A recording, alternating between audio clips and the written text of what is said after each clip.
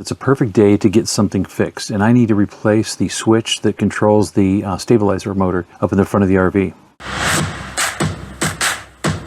So for this fix, replacing the switch in the front part of my RV for the stabilizer motor, it's going to be an easy fix, and it's a beautiful sunny day out, and it's warm enough for me to get out there and want to do it today.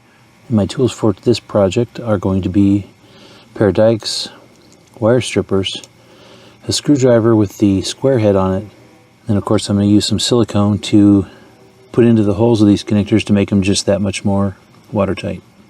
And then last, some insulated crimp sleeves. These are 14 gauge to 22 gauge, and the wire that's going in is 16 gauge. Because this is going to be an electrical repair, I still need to be safe about it. And I know that power is live to that switch because all you have to do is press it and the motor is activated. So I'm not plugged into shore power, so I don't have to worry about that. I need to kill the solar panels. I'll use the app to turn off the solar panels so that no power is feeding into the batteries or the circuit at any time. And then I'm going to turn off my battery disconnect switch to isolate the trailer from any power at all.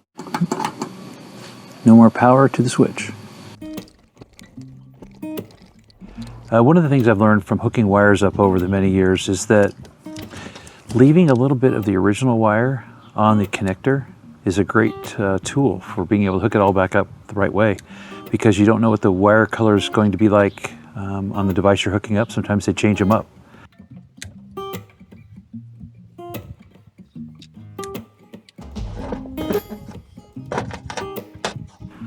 This is a really nice fit. I could use the same holes to screw it back in.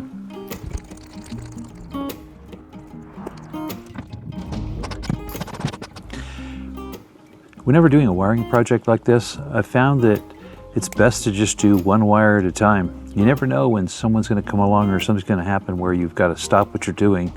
And if you get them all cut and you don't know the pattern of what you got to hook them up like they were, then you got to do a lot more work to get this done.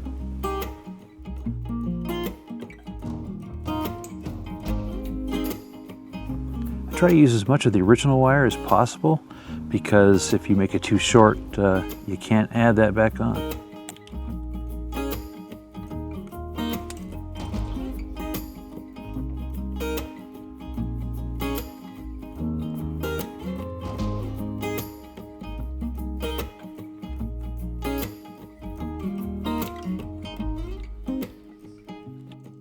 Here's a perfect example that green would go to green, you'd think, but green actually goes to black in this particular case. And lucky for me, the replacement switch is also black, so it's no big deal.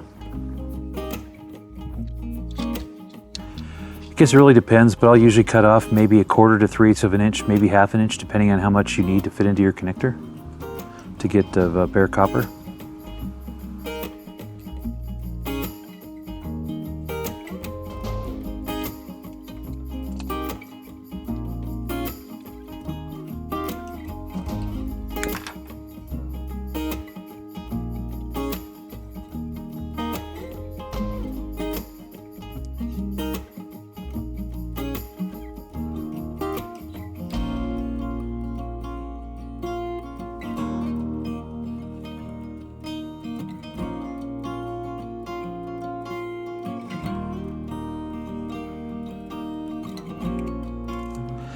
After you're done crimping all your connectors on, it's a really good idea to give a quick tug, pull on each of the connectors, make sure you don't have anything loose that'll cause a bad connection or even a spark.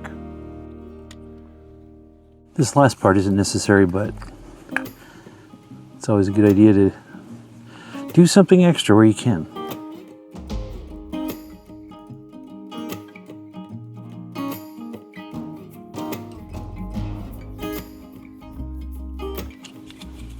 Button this up.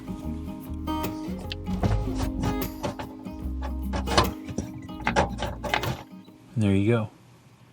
Last thing we need to do is give this a test. Well, the power's off, so I need to turn that back on. All right, I turn the power back on, and let's give this a try. Make sure it works.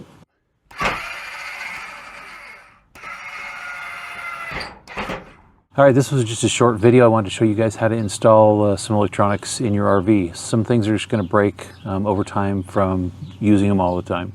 This fix was the front stabilizer system in my RV. I have the Lippert electronic stabilizer system, and of course we use the switches all the time.